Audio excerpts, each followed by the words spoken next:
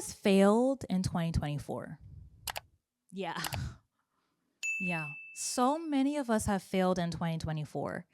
And something that I want us to think about in 2025 is we don't have to carry that failure as heavy.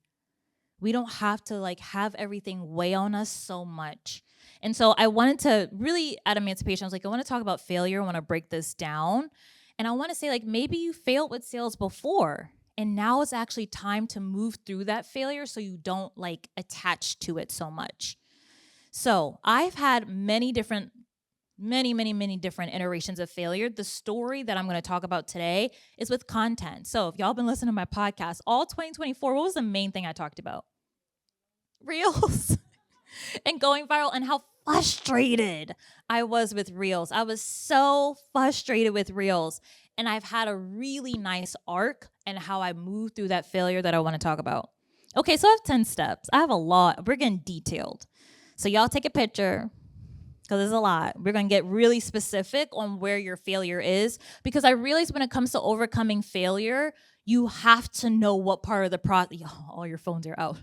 You have to realize what part of the process you're in. You have to realize and get as specific as possible. Okay, we're going to go one by one. Step 1, silent failure. Some of y'all don't even know you're failing. Some of y'all don't even know that you're failing. So failure often happens beneath our awareness, right? And then the second step is the shock of it all. But I just want you to know that right now, there might be something that's brewing that you may not even have awareness over. And that's okay. But just know okay, I might be failing at something right now without me even realizing it, right? So you're doing things that aren't working, but you don't even see it. So this is something that I went through. I hired this content agency and we were producing content. I was so happy. I was like, woohoo, okay. But we weren't getting any engagement on it. I didn't know that. I was like, oh, the content's going out. I didn't even know that I was failing. And so most failures happen gradually before they happen suddenly. So how you all will act is where did this come from? But where was it always there? Right? Just in maybe a different shape form, but where was it always there? Then you have the shock of the failure. The moment really, really hits you. Maybe you have a bad launch, or maybe you have a bad moment and you're like, oh my gosh, I'm failing. And you think it's that experience when it isn't. It was a decision you probably made 6 months from then. It was a decision you probably made a year ago, but again, you just didn't realize it. So don't say, a lot of y'all will say, I've been in a client drought since March. What if it's actually been since September? And that's not to make you feel bad, but that's for you to stop focusing on that one event and actually go back even further to see what actually happened. What was the decision before then? And so the shock of your nervous system's alarm is not a character flaw. It's okay if you find woke up to be oh my God, I'm failing. But it's not a character flaw. Nothing is wrong. The shame spiral. This is what it typically looks like. Two ways it presents. I should have known better. Knowledge, right? I should have known better. And then I was stupid for even trying. Right? That's how I felt with Reels. I was like, Dielle, you ain't no influencer. This was dumb. Why'd you even try? Why'd you hire all these people? Why'd you even put yourself out there like this? You look dumb. Look, all your clients are looking at you. You complaining on your podcast. What you do? You're the small audience queen. Why are you trying to go viral? This ain't even good for the brand. And all of these things. I had more identity shame than knowledge shame. So shame is just trying to protect you from the future pain so you can stop taking action. It's hey, you're hurting yourself while doing it, even if you really aren't, right? You're hurting yourself while you're doing this. Stop doing it. And in order to stop you from doing it, I'm going to cause shame. I'm going to make you feel very shameful. That's what it's doing, right? And that's where we hide, and that's where we slow down, and that's where we stop. Then we have the fog. So my friends were making fun of me last night when I was showing them these slides. They're like, the fog, Dielle, you're so dramatic, the fog. But that's really how it felt. I was in this haze, right? Where, again, I had this awareness, but I didn't know what to do with it. So I felt like I was kind of just moving through quicksand a little bit. Have y'all felt this way? Where you're trying to turn the ship around, but you're turning it in mud, right? And again, you're like, oh, I'm trying to step forward, but you can't see because you're in a fog, right? Okay, maybe it was dramatic. And so people stay here for months or even years because of their shame.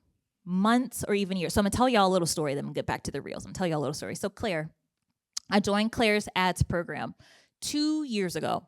2 years ago. And I had so much shame. This was knowledge shame. I was like, I guess it was identity shame. I was like, I don't understand ads. She's an ads strategist. I don't understand ads. And so I bought everything, but I didn't really use it.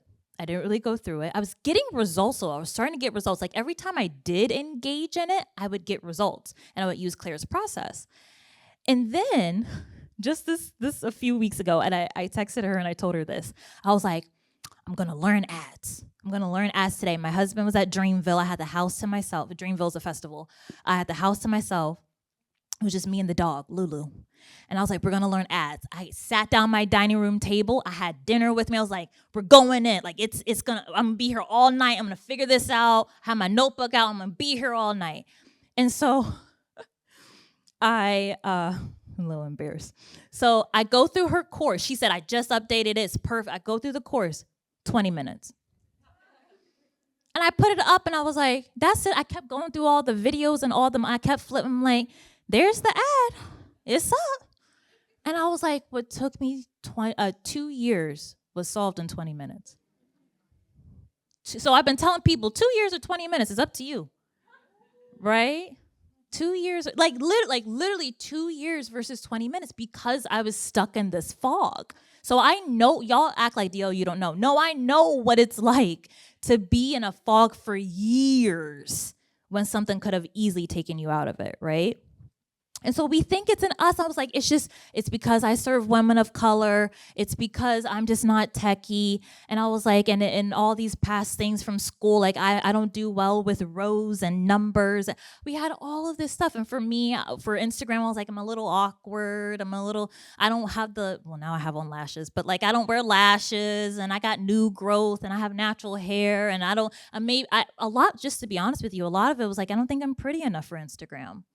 Like, I don't look like everybody else on here. And it breaks my heart just saying that. But that was like my core deep thought. Like, I'm not Tracy. And like, I'm not aesthetic enough for Instagram. A lot of y'all are nodding. Yeah, it could be hard. Yeah, it could be really, really hard. But the fog feels permanent, but it's actually a temporary state. The fog will lift, and we are in control on how quickly we lift the fog or not. Identity fusion. So we think our stuckness is our identity. So like I said, like, okay, I'm just not pretty enough for social media, right? Or I'm just not blank enough. I'm just not this enough, right? I'm never going to get good at content. I'm a long form girly. I can't do short form. I'm a long form. How many of y'all said that? Yeah, like I'm better on my podcast. I can't do the show. I'm not as punchy enough. We then will infuse the shame into our identity. Now that's where it gets dangerous, right? And your brain is confusing I did with I am. You're confusing your actions, like I'm walking doesn't mean like, well, I guess you all are a walker, but like it doesn't mean that that's who you are, especially in business where we pick up skills and we trade skills all the time, right? So separating out I did with I am. Here's the possibility crack. This is the crucial moment where a new experience emerges. So I was going through all this stuff with content, being like, I'm just not pretty. And then I was recording reels, and then I don't know why, maybe God. I don't know why I was like, let me throw these up on TikTok. What do I have to lose? Like literally, what do I have to lose? My fourth TikTok had 50,000 views. The fourth one I ever made in my life. And I was like, oh my God, what if it isn't that I'm not pretty enough for social media, right? What if this isn't me? What if I was just missing something? What if I just had to have a little moment? So it could just be, oh, you booked a sales call. Again, it doesn't have to be anything crazy. And again, like in the grand scheme of things, like 50,000 views is still fairly small. Way better than I would have ever wanted, but it's still fairly small. But then you just have a little bit of moment of like, what if this isn't me? This is the moment of possibility. Often feels like a relief in your body before it becomes a conscious thought. Regulating back to power. So then you have to find evidence that whatever business problem you have is fixable. I cannot stress this enough. It's not you. It's not your niche. It's not this. It's not that. It's not your audience size. Every single business solution is fixable. Everyone, I can't scale my team. I can't grow. I can't do this. I can't coach. I can't find good co-coaches. I can't do my content. My job is too demanding. My kids, what if everything is fixable? You have to develop that mindset. You have to. You won't make it in business because all business is problems.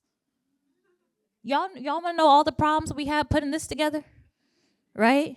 Business is nothing but problems. And so you think, okay, if I just solve this problem, everything will be better. No, you have to just, if you want any identity, have the identity of I'm a problem solver.